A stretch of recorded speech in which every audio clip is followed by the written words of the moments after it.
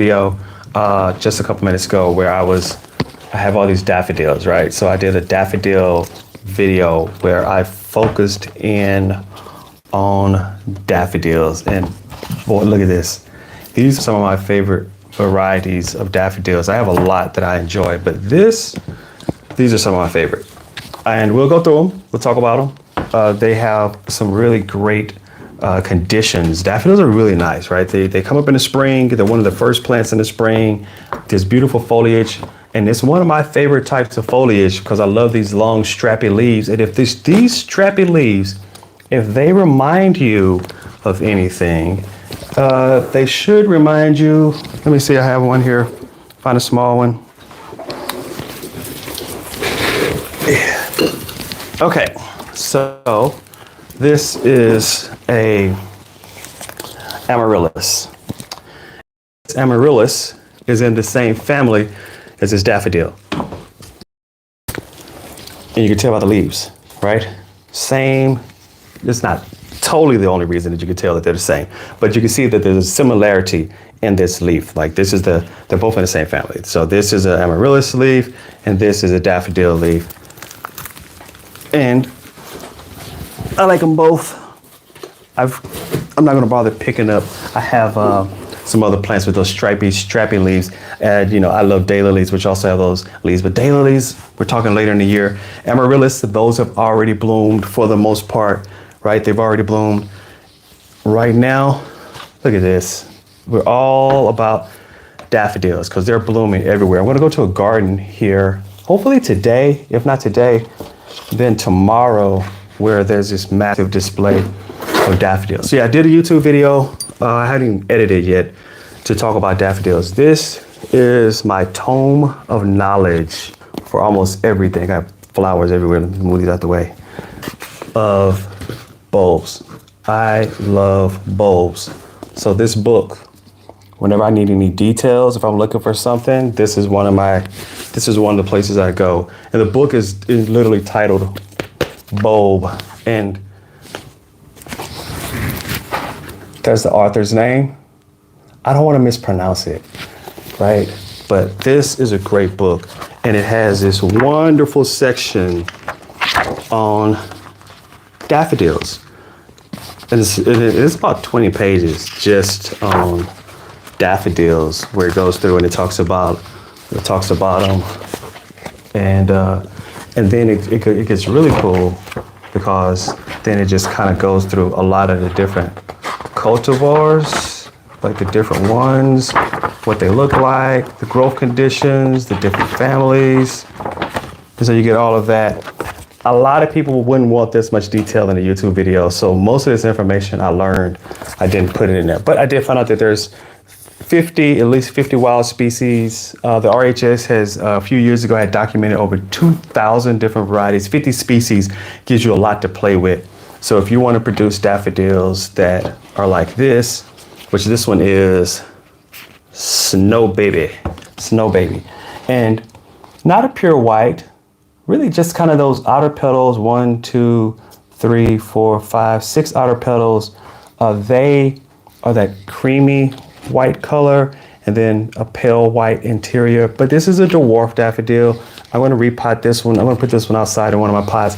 Again, when you're planting something that's already growing in a pot, the key is to plant it at the depth of that pot. So this pot is this deep. Dig a hole a little bit larger than this. Put some fertilizer, some mycorrhiza fungi, a little bit of bone meal. Put that in the bottom of it, right? At the bottom of that hole, and then plop this out and plant it roughly at the same depth. You can go a little bit deeper if you want to put some mulch over the top, but not too much deeper than this, because you can see actually that little tiny plant. If you go too deep, this little guy right here won't make it. A little tiny one right there. But this is a nice one. I thought this shows you the coloration. Now, here's the thing. So you can plant daffodils 2 times a year. You can plant them in the fall, you can plant them in the spring. Yeah, the name of this book is Bulb. It just covers, and it has all kind of, if there's not every single bulb in existence in here, but most of the popular bulbs that you would grow, daffodils, daylilies. I mean, it just goes in alphabetical. Anemones. It goes through all of the bulbs.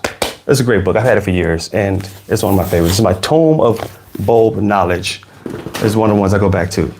So you can plant daffodils twice a year. You can plant them in the fall, or you can plant them in the spring. And what I mean by that is in the fall, you're planting it as just a bulb, and it will be a picture on the outside of a package, and it'll look like this. And they say that's what the plant looks like. And you're like, oh, I want to plant that. And you'll plant it in the fall. You go and you get it in the ground. And then you come back in the spring and it grows and it looks like this. Now, this doesn't look bad. This looks pretty good, but this is not exactly this. There's a little bit of difference there. Maybe the little exposure is high on this. This looks a little whiter than the actual plant is. Not a huge difference, but just a little bit. But you can buy those bulbs pretty cheap in the fall. When you buy them like this, as I bought these in the spring, you get to see exactly what it looks like. Huh? See how it looks? But it costs more money. It's cheaper to just buy that bulb in the fall, buy it in the bag, you could plant it out. But if you didn't, I said you could plant them twice a year.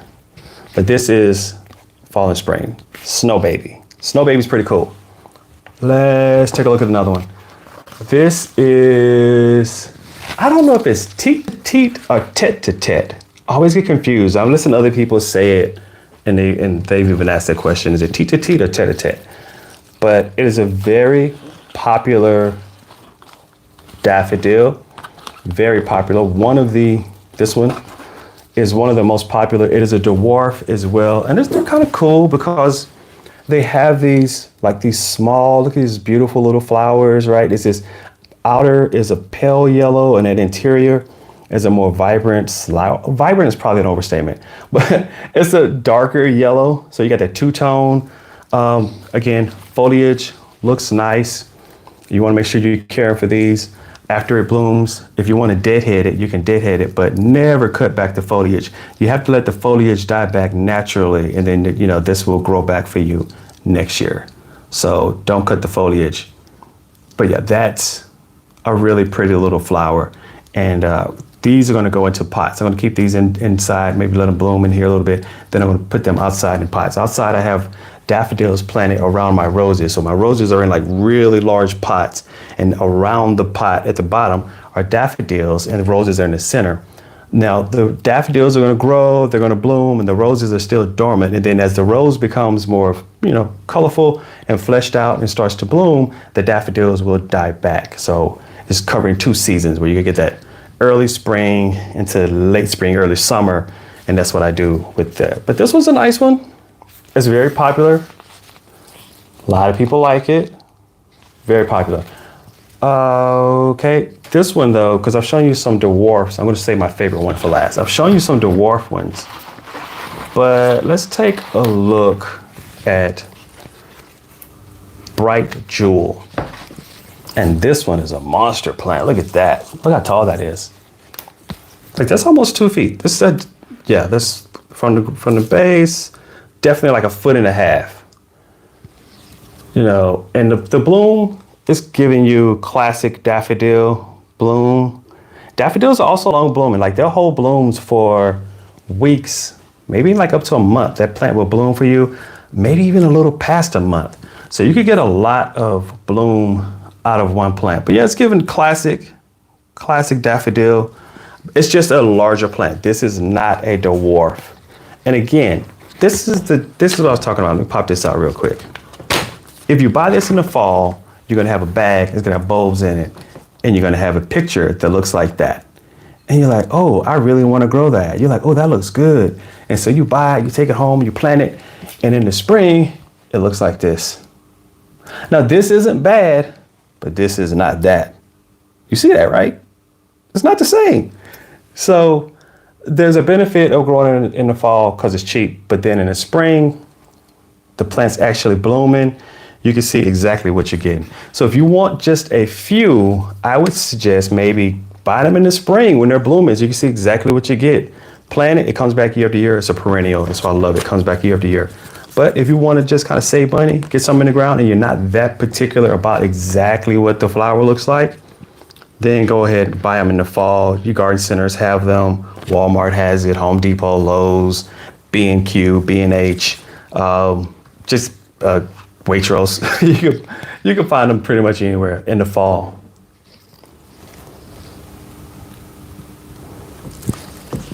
Oh, thanks. Yeah, the thing about it, after it blooms and the flowers are gone, people do tend to cut these off because they look a little weedy, right? That's how the plant looks, and people cut it off, unfortunately. And I say unfortunately because that means that next year they may not grow back and it may not bloom for you. Now, this is, what do we have here? Snow tip. It's a fancy name. Look at that one. And it's all frilly on the interior, and these outer, is it 5? 1, 2, 3, 4, 5? Or is it 6? 1, 2, 3, 4, 1, 2, 3, 4, 5. I think there's 5. Outer petals larger, and this have 1, 2, 3, 4, 5, 6. One pot right here. But I could tell, by the way, this foliage is growing right next to this foliage, that this is an offshoot, and that's, you know, how they multiply. They can multiply a couple ways. Of course, by pollination, they can multiply like that, but they also multiply by bulbs producing offshoots. I don't know if I want to take it out of the pot, but yeah, why not? I have a little time. I'm going to take this one out of the pot and just kind of add what I know is going on here. And this is producing, oh, look at that. This is nice, healthy roots. That's what the coloration of those roots. I love to give it a smell. Should smell earthy. If you sniff a plant and that's, you know, and it smells all funky, then you got root rot. But I can tell you it didn't. This is dried out really well. Just kind of get this soil off so we can take a look at this plant really up close. Going to separate out. There we go. I'll repot this. Don't worry, the plant will be okay. But what I would like to see is, okay, so these haven't fully separated out yet. Let me get all this off of here.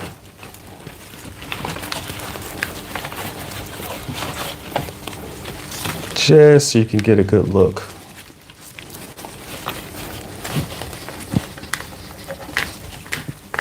Okay. So you can see how this is 2 separate heads here. What this is going to turn into eventually is to be 2 separate plants. I can feel the softness. This is one bulb on this side and this little bulblet on this side, but this one isn't ready to separate yet. So I'm going to repot that back to exactly the way it was. This one, same type thing. Here's the mother main bulb here, and then off to the side, it's going to separate off and create another separate plant right here. It's already come up, and then that's going to grow off to the side and it'll separate and it'll be a separate bulb. It's not ready to separate yet either. I can feel that. Here's one that's closer. I don't think it's ready to separate yet either. As you can see, it's bigger, nice flower, but look here, same type thing. Here's the main bulb here, and then on this side shoot right here, eventually this will grow and kind of push out to the side, and this will separate. This will be, it's not ready. I can feel the divide. As I press on it, I can feel where there's a divide line in there, where there's this bulb on this bulb on this side, and then this bulb is on this side. Not ready to separate though. When they separate, it'll get this stuff in between them. It'll start to grow like the outer shell of an onion, that paper. It'll start to grow that in between it, and it'll kind of push it and separate it. These are not ready to separate, but these will separate. So this is one way that daffodils produce more daffodil. But let's get this back in the pot, and then I will have to water these in really well. So you see this, I paid for this right now. This year I have officially 3 plants in here, but that 3 within a year is going to turn into 6. Then a couple years, 6 will turn into 12, and it'll just keep going like that. Daffodils will naturalize, especially if you put them on the ground. But you have to remember to lift them about every 3 to 5 years. You'll want to do what I just did, which is take it out of the ground or out of your pot, separate those bulbs, put them back in separately, and they will continue to produce. They're very long-lived perennials. And that's one of the things that I really like about daffodils. I have some daffodils that probably, I've seen them growing for 10, 15 years, maybe longer. So they're very long-lived perennials, right? This will continue to grow year after year. You won't have to buy it again. I love buying something once and then let it produce blooms for me. Now this is pretty consistent though. You know, I've been talking about what the package would look like. So the package would have that picture on it. And then this is what the actual bloom looks like. So that's really consistent. That looks like that's like a 1-for-1 of what that looks like. So that one does really well. So that looks good.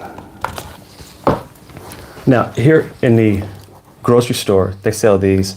I bought these actually last night and they cost £1. And you get like 1, 2, 3, 4, 5, 6, 7, 8, 9. I think there's one on the floor.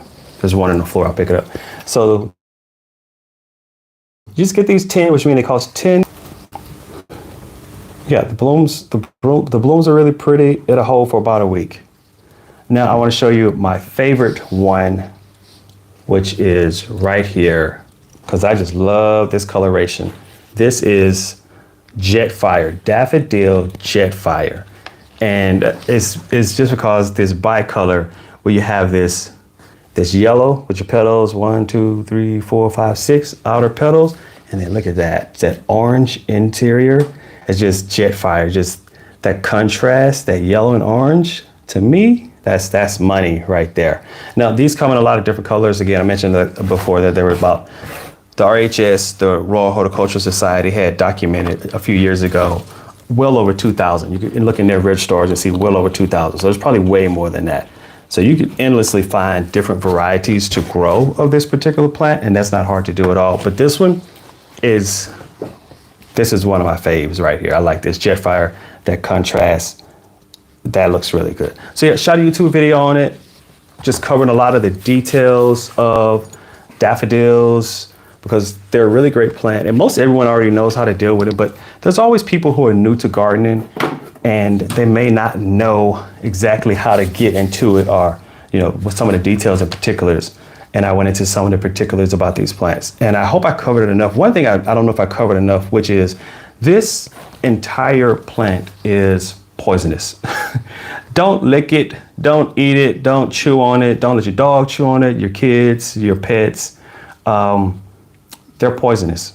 Now, even the sap, like the mucilage that come out of it, if you cut off one of these flowers and a little whitish to clear sap, don't get that on your skin. It's a skin irritant. The Romans actually used to consider this having beneficial healthy properties to it, beneficial health properties to it. I don't know how they were using it, but in today's world, we know that this plant is a bit poisonous, so don't eat it. You could touch it. I mean, I can touch it. Now, you may have an allergy to that. Some people can't even do this. Okay, ooh, I can do that. No problem. Most people can do this, but some people, if you even do that, like rub it on your skin, if you touch it, you could have potentially an allergic reaction to that. So you want to make sure before you buy plants. There's one plant that I know that I can't touch, which is hyacinths. I can't buy it. It's a beautiful plant. I've never grown it because it makes me itchy. So I have to stay away from it. Your grandmother had many versions of daffodils planted all over the yard. Oh yeah, and so yeah, the garden that I want to go to, which I think it's named Anglesey Abbey. They have 40 different varieties of daffodils planted there. This is 1, 2, 3, like 4, 5 different varieties. I mentioned there's over 2,000 that the RHS has track of. And in the U.S., you probably get a whole lot of different varieties besides these as well. Yeah, just it's a widely hybridized plant, and that goes back to the fact that there's not a tremendous amount of genetic variety. And if you plant, so the cool thing is I could take all of these and plant them in the yard here, and they could hybridize and produce something totally unique that you won't find anywhere else in the world. It's still going to be yellow predominantly though, so it's not like they're going to make something that's going to be, wow, entirely different. The white ones, paper whites, tend to be different. And then if you ever seen the ones that have pink in them, those are really pretty. However, I've tried to grow them a couple times, but the daffodils with pink, the problem that I find with them is that pink is really, really faint. In a lot of cases, you think it's going to be like vibrantly pink, like this Jetfire. You see how vibrant that is? I love poppies as well. I love poppies. But poppies are actually illegal in the U.S. unless they've changed the laws. Most people don't grow poppies in the U.S. because they went and made them all illegal. You can still get them, and people do sell them a little bit. But here in the UK, I can buy them. They're not illegal, and but in the US, they're a little harder to come by. But yeah, so I've never really grown a lot of poppies. There's a California poppy, but you can buy those as tiny little seeds, and you throw those out, and they just grow up really well. Irises are nice, bearded irises, and then there's reblooming bearded irises. Those are really cool as well. Let me see if I can find, because I'm just looking, because the pink ones, I don't see them very often, but maybe they just not come back very well. That's a really cool daffodil right there. I've seen it in person. I don't know if you can make that out. I hope you can make that out. But it's kind of peachy color, but it's kind of like a pink, peachy color interior. I just don't see them very often. And when I have grown them, that peachy color is nowhere near as vibrant as that. Just looks like an off-white on the interior. So I stopped trying to track them down because they just don't grow very well. But what I do like, here's one. And I'm not just gonna go through these over and over endlessly, but I will show you, this will be the last one. This is those nice frilly petals in there right here. This is Rip Van Winkle. That's a cool name. That's a nice one. I think that'd be cool. So it's one of those things like as you get into plants and flowers, you can always find something new, especially something that's highly cultivated like this, where there's so many different varieties of it. You can definitely find a lot of different cool, different shapes and sizes of it. Oh yeah, so pretty daffodils. And you grew them in Alabama. I grew daffodils in Arkansas and in Maryland, both. Because that's the thing about it. And then the cool thing about daffodils, they're such long-lived plants that you could actually, if you start driving down some nice country roads and you look out, especially in spring, right before all the undergrowth starts to grow up, you look out and you can see daffodils blooming in clumps in the woods. And you can see them blooming in a lot of places that used to be old home sites, old house sites. So the house no longer exists. Like there's no house there, but the flowers are still growing like where the beds were. You kind of see the rough outline of like flower beds. And this could be like 20, 30, 40 years in some cases after those houses are gone. And I've actually done that as a couple years ago. I was not doing daffodils, but there were a lot of daylilies blooming. And you go out to those old home sites in the woods, there are no houses there, and you go pick flowers. The rule of thumb is you just take a few, right? You take a few and they'll grow back, but you never go and you never take them all because, I don't know, I just feel like it's rude to go in and take them all, but you just pick up a few and then you move on to another location. But it's fun to go hunting for flowers at old home sites. The house again, houses are gone, they haven't existed in a long time. I'm just deep in the woods doing this too. Good morning. I guess it's still morning here?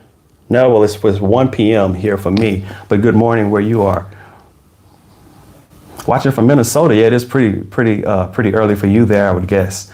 Are your daffodils up and doing this in Minnesota already? I don't know what your guys' conditions are at this time of year. I know it kind of stays cold there a little longer, but here, I think today the temperature is going to get up to about 55 degrees, maybe a little warmer.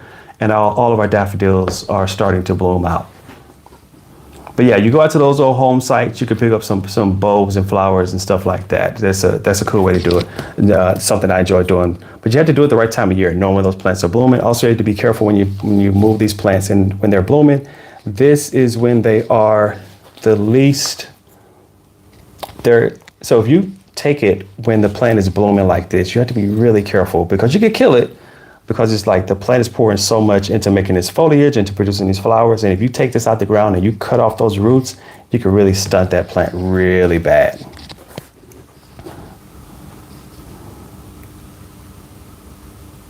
Oh, I had a really cold, hard winter. Yeah, I got some tulips in the ground. Tulips are great. I love tulips. And the variety of colors and heights and shapes. And what you can get with tulips is it's almost endless, right? But tulips, unless they are a naturalized version, they don't tend to come back well because of the conditions of where tulips originated from. It's a much drier conditions, and most of our growing conditions don't match up very well. So a lot of big gardens, they will actually plant hundreds to thousands of tulips, and then at the end of the growing season, they just rip all the bulbs out of the ground. To me, I know, like, while they're blooming, that looks really good, but it just kind of hurts me. Like, oh, they rip them all out the ground. But that's what they do. They just go rip them all out the ground because they know that next year they're not going to rebloom to the same level that they bloomed that year. So in the fall, they put down more.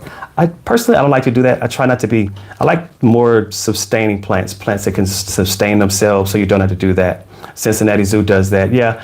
And a lot of big gardens do that, and it's pretty for the bulbs. It's really pretty, when it's blooming. But those bulbs all just get thrown in the trash, and they move on. Daffodils, naturalized. You don't have to do it, but also, because they still predominantly just come in yellow, a lot of people don't give daffodils enough attention. I think that they're like really nice plants. They're really pretty. They're not hard to take care of. The deer won't eat them. That's a huge thing that you're fighting with. Hi, chat. Hi, Moon. Deer don't eat these, so you don't have to fight the deer typically with your daffodils. They will knock over and eat your tulips. I've had that happen before. Just bite the heads off of them. Like, oh. And then, you lose that one bloom, because tulips are only going to give you that one bloom. If you lose that, that's it. You have to wait till that next year and hope it comes back. Sometimes it will, sometimes it will not. So what I'm going to do with these is I'm going to get these outside. It's a beautiful day. I will probably go and plant these outside today. These I will put back in the kitchen, just stuck them in a glass. I may cut off a couple of these that are just opening up and stick them in here. If I have, like, this one hasn't bloomed yet, so that hasn't even bloomed, I might cut that off and stick in here, just keep it interior to the house as a cut flower. So spring plants, daffodils is one of my favorite. Crocus are cool, but they're like really tiny and short and small, and those bulbs are just so small. And so when you're planting crocus, you have to plant like a lot. If you think 10 to do it, get 100. If you think 100 to do it, get 1,000. And then when you start talking about those numbers, it's just going to take you a lot of time to get them all in the ground at the right depth and cared for. And then when they bloom, they're really pretty, but they're just those tiny little plants. Those are pretty as well. I can't touch them. It's my favorite. It's one of the only plants I'm allergic to. I just can't touch it. It makes me itchy. And it took me a while to figure that out, because I was trying to plant with the plant. Like, what's going on? Why am I itching? Itching on the neck. And I'm like, oh, I'm having an allergic reaction. So I can't grow that one. My favorite spring plant, though, we haven't gotten to it. It's not for the season yet. It's kind of a late spring. And that's peonies. Peonies, which are not bulbs, they actually grow from more of a woody root. Peonies are my hands down favorite plant to grow, if you call it like a spring plant. Peonies are kind of spring plant, early summer, late spring, early summer. But peonies they're really, really beautiful. A lot of people, they don't know. Now, the people who use peonies the most, they're using a lot of weddings. So the people who do flowers for weddings, the wedding venues, peonies, perfect for that. Let me see if this book has peonies in here. I don't think it will. Let's go to the index. Yeah, but peonies is one of my favorite spring plants.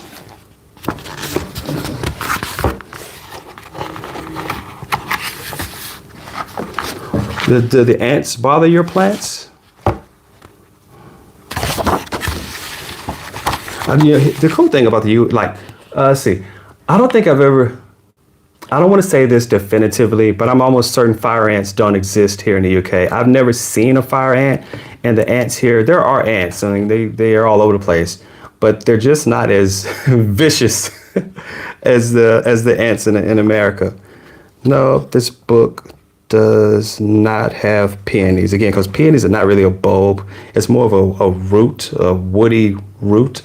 So it's not really in the bulb family. This is just bulbs. But peonies, one of my favorite plants. I'm going to cover that when those start to bloom. One of my favorite plants. Catch some leaves here. Oh yeah, you're right. Ants are always on peonies. You're right about that. That's what you were talking about. Yeah, I agree with you. Ants are always on peonies, especially if you have peonies that are the not the single petal ones, but the ones that have like 40 petals, just this mass of petals.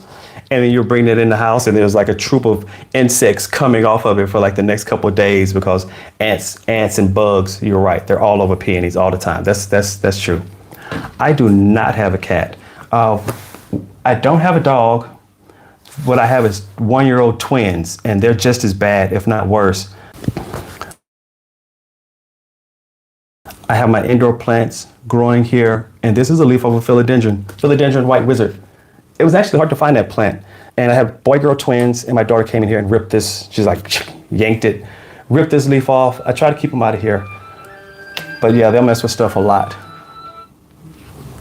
Yeah. Little Twinkies. Twinkies are cool. They're walking and talking, and they're little devastators. I just had to throw away every single crayon and marker in the house because I have older kids too, and we had to throw away all the crayons. And you would say, no, don't throw away the crayons. You don't see what the 1-year-old did to the wall. She got hold of, the walls are white, and she got hold of a purple crayon and a blue crayon. And oh my God, we were scrubbing the walls for hours just trying to get it off the wall. So yeah, twins, kids can be rough, but they're a lot of fun. I had to keep them away from the plants. Again, this one is poisonous, so I'm gonna plant this outside and not have too much of a problem with that. But yeah, I just wanted to jump on live here real quick, talk about my favorite plant. One is my favorite spring plants, which is daffodils. This is my favorite one. Jetfire is really cool. I hope to get out to a garden here pretty soon. And if today or tomorrow, maybe tomorrow now, and actually go to a garden. They have at least 40 varieties planted in large beds. So I'm gonna go check out that and see what that looks like. And I would if I do go, then I'll probably film it, at least do like a walkthrough, and I put that up on the channel. And then I did a YouTube video, not a live, where I talked about daffodils. I had to edit that up, and that'll go up on the channel as well. But hey, if anyone has anything that, like any plants you kind of interested in, let me know and I can cover it. I can't cover hyacinths because I'm allergic, but everything else I can cover, and I'll kind of talk about it. And if it's a bulb, I will go to my tomb of bulbs and find out. I am in the United Kingdom right now. I'm in England, in the area is called Midlands. And so it's near, well, Cambridge University, in the town of Cambridge. It's probably about an hour away from me. So that's where I'm at, over in the UK. I lived here for right at 5 years now, which is pretty cool.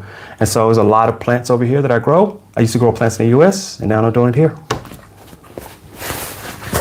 Been in Minnesota. Haven't been in Minnesota in many, many years. I would not want to go to Minnesota right now. I'm pretty sure it's still cool. But Minnesota, Minneapolis, St. Paul in the summer, beautiful. And I was hoping to get over there pretty soon, but we'll see how things work out. But yeah, not in the States right now. And I'm kind of, I won't lie. I'm glad to be here looking across the pond, as they say, and seeing everything that's going on. But I'm still American, so it still affects me, right? So still American. It's just, I'm glad not to be in the midst of all of it. I'm pretty sure it's stressful for a lot of people. It's stressful here as well, so I'm not trying to imply that I don't feel any stress from it, but yeah. The thing that I do, though, is what I'm doing right now, which is I find coping mechanisms, and I mentioned the kids and play with them, but then I enjoy flowers, and I just get in here and I just start hanging out with my flowers. And it's not, I'm not being an ostrich. I'm not sticking my head in the ground and pretending like I don't see everything going on around me, but it can be overwhelming. Uh-oh, my battery's down to like 5%. It can be overwhelming. And so what I do is I set a period where I'll watch the news, I keep up with everything, and then I'll turn that off, won't pay attention to it, engage with the kids and the family, go engage my flowers, go do something else, and then just kind of blanket out of my head. And then after a period, come back, get caught up with the next round of craziness. And then, and so it's just like, I can't let it overwhelm me though. And I hope that you don't let it overwhelm you. It's not good. But yeah, that's all I can say. Unfortunately, my cell phone, I could barely even see it because my battery is about to go. Lives like drain your battery really bad. But I appreciate everyone who's jumped on the live here. Thanks for the communications. Moon, I don't want to say the last part. I don't want to say the last part wrong, so I'll just say moon. I know I can pronounce it right, but I appreciate the communication back and forth. Thanks for jumping in live, and everyone else who's been on this live, I appreciate it. Hey, have a great day. It's a beautiful day here. I hope you have a wonderful day where you are. Until next time, if you jump back on again, I do these on Sunday, typically 7:30 British Standard Time, almost every Sunday. And if I see you again, great. If not, have a wonderful day and a wonderful life. Take care.